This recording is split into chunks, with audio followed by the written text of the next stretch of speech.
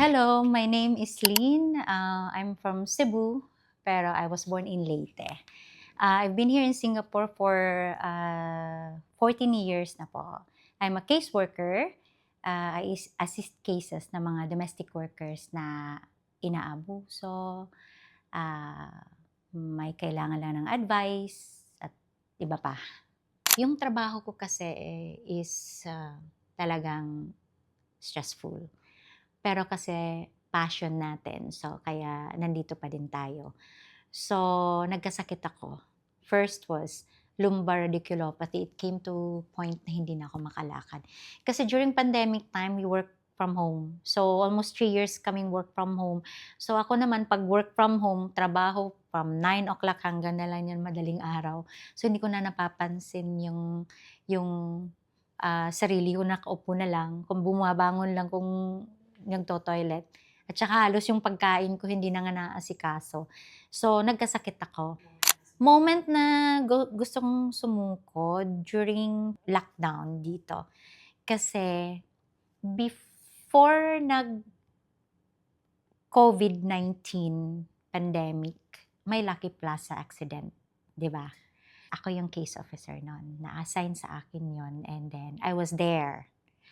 Although hindi ko man na-witness, pero ako yung naka-assign sa 6 sa kanila. So, it was a high-profile case na parang siyempre gulat ka kasi bago lahat eh. Bago sa lahat. So, dun nag-start yung anxiety hanggang nauwi siya ng depression.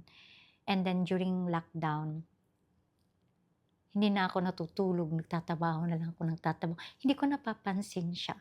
Pero burnout na pala ako. Gusto ko nang umuwi. Lagi kong sinasabi sa mga anak ko, each time lumalabas tayo, nagmamas, tapos nagwa-walking. Sinasabi ko lagi na gusto ko nang umuwi. Yung bonus ko, bibili natin ng ganito, ganyan, yung mga ganun. Puro uwi, puro uwi.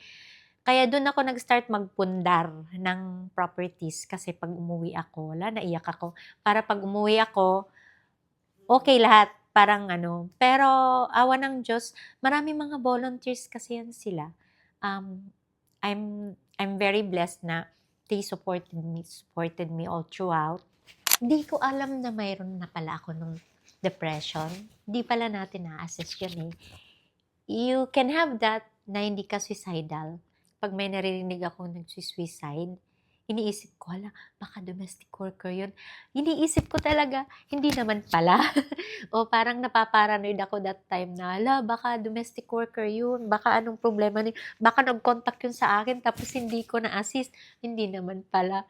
Ewan ko yung puso ko kasi para sa mga domestic worker, naiiyak talaga ako. Alam ko kasi paano sila nagsasacrifice. Hindi na lang yung sa akin, yung sa kanila. Kasi, mga vulnerable kasi sila eh. Mag-isa lang sa bahay. Tapos siyempre nandyan lagi yung mga amo. So hindi biro yung pinagdadaanan nila. Basta yun, sa mga domestic worker, I'm speaking sa kanila gaano sila nagsasacrifice. Hindi na lang sa akin, sa kanila na lang.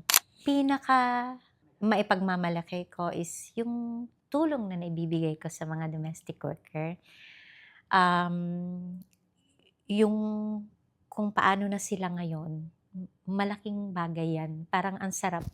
Maipagmamalaki ko yun. Kasi masarap tumulong eh. And then, nakatanggap ako ng national award. Sa COVID-19 National Award sa MOM. Yeah. So, and then, long service award as well sa NTUC. Yan. And then, may children as well na nakapagtapos sila. Oo. Malaking bagay yan. Yung trabaho namin is 9 a.m. to 6 lang. 6 p.m. Pero, I work until what time, lalo na kung may kailangan kong interviewin sa gabi kasi they're not allowed to use handphone during the night. So, sakripisyo talaga siya. So, whether it's 12 a.m., 1 a.m., ginagawan ng paraan yan. Oo. So, yan. Pero, I should say my job is can be tiring but very rewarding. Kasi 'pag nakikita mo sila na maayos na gaya sa kanila, nakapagpundar na, ilang years na, 6 years. Ito 5 years na sa employer. So, they're still with the same employer, nagtatrabaho, tsaka nakapundar na din sila. So, masarap masarap masarap siya isipin. Parang nawawala na yung pagod mo, oo. Parang wala na yun, happy na ako to see them, oo. Alam mo noon nung pangarap ko ganito, ganito, pero nung nakita ko yung mga domestic worker, naiyak na naman ako. Kung gaano sila ka-simple. Parang simple na lang din yung gusto kong buhay. Mag-retire sa bukid, magkaroon ng farm, yun. So, yun gano'n na lang ka-simple, nabago. Kasi nakikita ko gaano sila nag-struggle to support their family as well, oo. Actually, gusto ko ng mag-retire. Kaya lang ito yung inaano ko, yung heart natin. Kasi yung heart natin is to help. So, iniisip ko 'pag umuwi ako sa Pilipinas, puwede na, puwede na akong mag-retire. Iniisip ko, sino kaya yung tutulong sa kanila kung wala na ako? Ang pagiging OFW ay masaya, malungkot, kailangan magsakripisyo. Kailangan magsakripisyo para tayo ay sumaya. 'Pag tayo ay nakapundar, komportable na yung buhay, masaya ang buhay, oo.